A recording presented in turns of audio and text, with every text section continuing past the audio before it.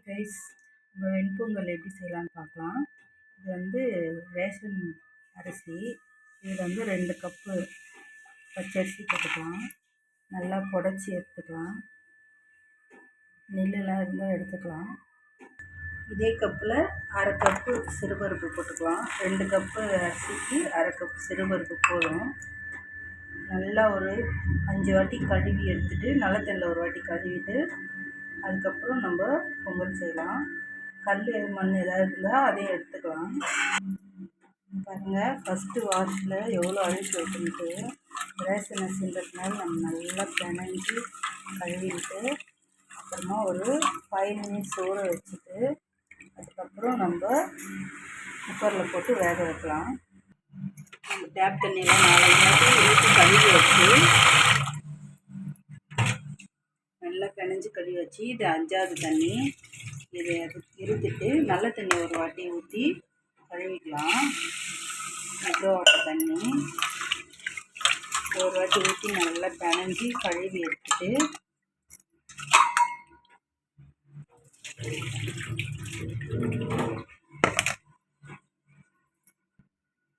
இன்னொரு சொம்பு தண்ணி ஊற்றி அரிசி அடித்து எடுத்துக்கலாம். இதில் அரிசி அடித்து எடுத்துக்கலாம். மண் கல் எதாவது இருந்தால் எடுத்துடலாம். எடுத்துட்டு நம்ம சமைக்க ஆரம்பிக்கலாம். இது பாருங்கள், அரிசி அரிசி எடுத்தாச்சு. இதில் மண் கல் ஒன்றுமே இல்லை. நம்ம ரேஷன் அரிசி இருந்தாலும் 1-2 மண் இருக்குன்றதுனால நம்ம அரிசி அடித்து எடுத்தோம். அதனால் இதில் ஒரு மண் கூட இல்லை. பாருங்கள், க்ளீனாக இருக்குது. எதுக்கும் நம்ம கழுவிட்டு நல்லது. ஏன்னா நம்ம பொங்கலுக்கு அப்படியே சாப்பிட்றோம். அதனால் மண் இருந்தால் நம்மளுக்கு சாப்பிட்றதுக்கு நல்லா இருக்காது. அதனால் அரிசி அரிசி எடுத்துக்கிட்டோம். இப்போ வந்து இந்த தண்ணி வேண்டாம், இந்த தண்ணியை ஊற்றிடலாம். இது 2வது மெட்ரோ நல்ல தண்ணி. இது எடுத்துக்கலாம். நம்ம அரிசி வந்து பருப்போடு சேர்த்து ஒரு 5 மினிட்ஸ் ஊற வச்சோன்னா நல்லாயிருக்கும். ஒரு விசிலில் வெந்துடும். அதுவும் இல்லாத பருப்பு நம்ம உடனே கழுவி எடுக்கிறதுனால பருப்பில் அந்த அளவுக்கு பருப்பில் இருக்கிற டேஸ்ட்டு போகாது. இப்போ இனிமேட்டு தானே நம்ம ஊற வைக்க போகிறோம். இப்போ அப்படியே தான் இருக்குது. உடனே கழுவி எடுத்துட்டதுனால நம்ம ஊற வச்சுட்டு தான் கழுவக்கூடாது. அதுலேருந்து டேஸ்ட்டு போயிடும். நம்ம ஃபஸ்ட்டு கழுவிட்டு ஊற வச்சோன்னா அதே தண்ணியிலே நம்ம வேக வச்சிடலாம். நம்ம குக்கரில் ட்ரான்ஸ்ஃபர் பண்ணிட்டோம் அந்த அரிசியை. அப்படியே அதே தண்ணியோட ஒரு 5 மினிட்ஸ் ஊற வச்சிடலாம். அப்படியே நம்ம 5 மினிட்ஸ் கழித்து ஒரு விசில் வச்சு நம்ம ப்ரெஷர் எடுத்துட்டு நம்ம பார்த்தோன்னா நல்லா பொங்கல் வெந்திருக்கும். இப்போ வந்து தண்ணி வந்து கொஞ்சம் தாராளமாக வச்சுக்கலாம். தாராளமாக வச்சுட்டா தான் நல்லாயிருக்கும் பொங்கலுக்கு. பொங்கலுக்கு வந்து இப்போது வெறும் உப்பும் மஞ்சள்தூள் பெருங்காயத்தூள் மட்டும் போட்டுக்கலாம்.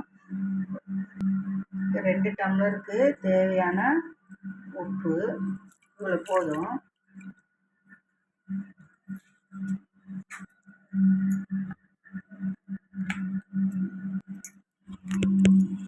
பெருங்காயத்தூள் இவ்வளோ போதும். மஞ்சள் தூள் சும்மா கொஞ்சோண்டு மஞ்சள் தூள் இல்லாட்டி நம்ம ஒரு வாட்டி கலக்கி விட்டுக்கலாம்.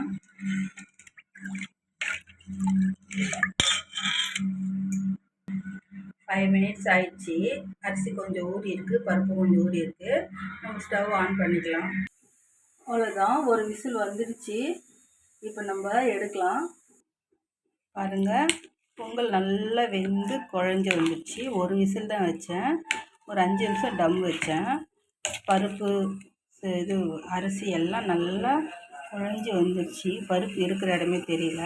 நம்மளுக்கு கேஸும் நம்மளுக்கு சேவ் ஆகும். ஒரு 5 நிமிஷம் டம்மு வச்சோன்னா நம்மளுக்கு நல்லாயிருக்கும். அதுக்குள்ளே நம்ம தாளித்து ஊற்றிக்கலாம். தாளித்து ஊற்றிட்டு சாப்பிட்லாம்.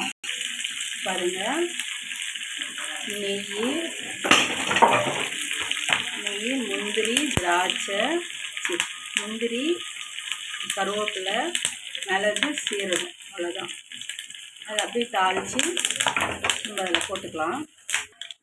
நல்லா பொரிஞ்சிச்சு, நல்லா வெடித்து வந்துடுச்சு. மிளகுலாம் சீரகம்லாம் செவந்து வந்துடுச்சு. நம்ம அப்படியே இதில் ட்ரான்ஸ்ஃபர் பண்ணியாச்சு.